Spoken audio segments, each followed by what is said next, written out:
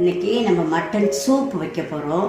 அதுவும் மார்கண்டை எலும்புன்னு கேட்டு வாங்கி சூப் வைப்போம். இது உடம்பு சரியில்லாதவங்களுக்கு, நல்ல ஹெல்தி வேணுன்றவங்களுக்கு, எலும்பு முறிவு ஏற்பட்டவங்களுக்கு, அது மாதிரியெல்லாம் இருக்கவங்களுக்கு நல்லா வலுவாக கொடுக்கறதுக்கு இதை செய்வோம். இது எப்படி செய்யணும், என்னென்ன பொருள் வேணும்னு நான் சொல்கிறேன்.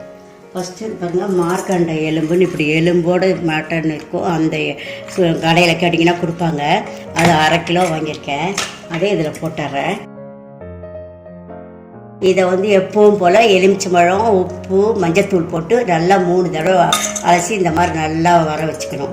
அதுக்கப்புறம் அதில் எடுத்து போட்டுட்டு இந்த பாருங்கள், இஞ்சி பூண்டு நசுக்கி இதில் போட்டுடுங்க.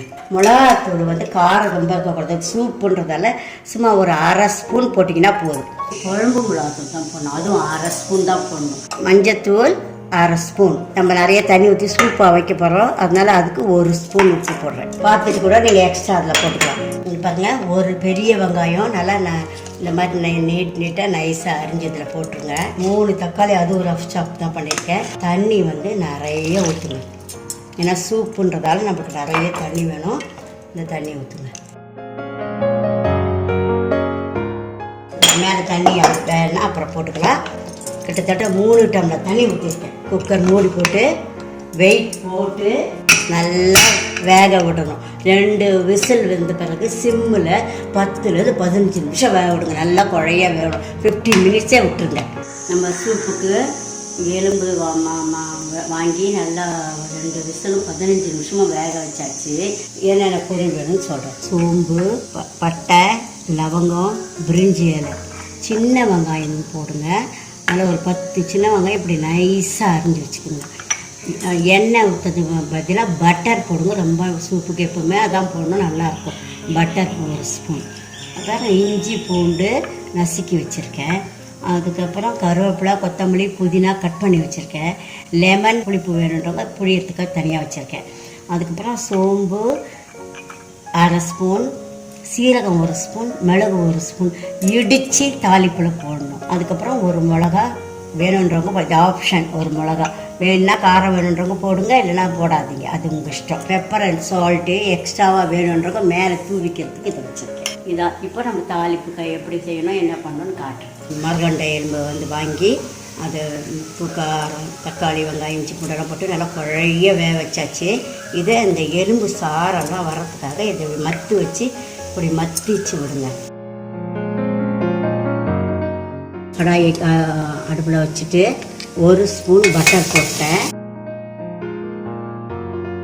1/2 ஸ்பூன் சோம்பு, பட்டை, லவங்கம், ஏலக்காய் எல்லாம் போடுறேன்.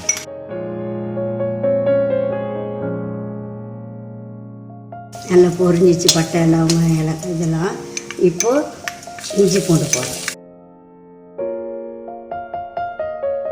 ஒரு பச்சை மிளகாயும் சின்ன வெங்காயம்.